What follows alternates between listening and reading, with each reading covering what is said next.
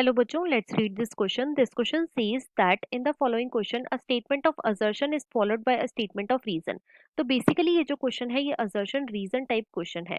Assertion given is stratification is the structural feature of an ecosystem and reason given is in a tree ecosystem trees occupies the top vertical strata or layer of the forest, shrub the second and herbs and grasses occupy the bottom layers.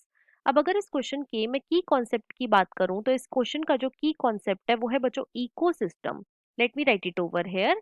It is eco system. अब सबसे पहले तो देखो ecosystem क्या होता है. तो ecosystem जो है ये एक टाइप का फंक्शनल इंटरैक्शन है. ये क्या है? ये एक फंक्शनल इंटरैक्शन है. और ये इंटरैक्शन किस किस चीज के बीच में होता है? तो ये इंटरैक्शन होता है बच्चों mainly between biotic and abiotic component. So, ecosystem is the functional interaction between biotic and abiotic component. Right? अब देखो जो इकोसिस्टम है बच्चों इसके दो मेन स्ट्रक्चरल फीचर हैं. कौन कौन से? पहला तो होता है स्ट्रैटिफिकेशन. First is stratification. और जो दूसरा मेन स्ट्रक्चरल फीचर है उसे हम बोलते हैं बच्चों species composition. Second is species composition. Right. अब देखो स्ट्रैटिफिकेशन क्या होता है. तो स्ट्रैटिफिकेशन जो है बच्चों it is the vertical distribution. ये क्या है? वर्टिकल डिस्ट्रीब्यूशन है. और ये किस चीज का डिस्ट्रीब्यूशन है? Of different species. Of different species जो कि ऑक्यूपाई करती हैं डिफरेंट लेवल को. Different species occupying different level. Occupying different level. Different level.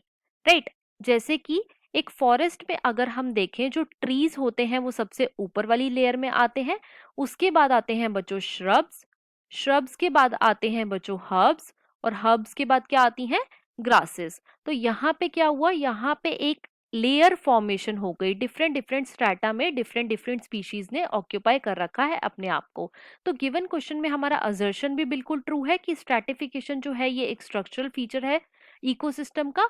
और जो रीजन है ये भी बिल्कुल ट्रू है. लेकिन यहाँ पे बच्चों रीजन जो है ये करेक्टली एक्सप्लेन नहीं कर रहा असर्शन को. तो इसके अकॉर्डिंग जो हमारा मोस्ट अप्रोप्रिएट ऑप्शन होएगा वो है option number 2. That is both assertion and reason are true, but reason is not the correct explanation of assertion. So the final answer of this question is option number 2.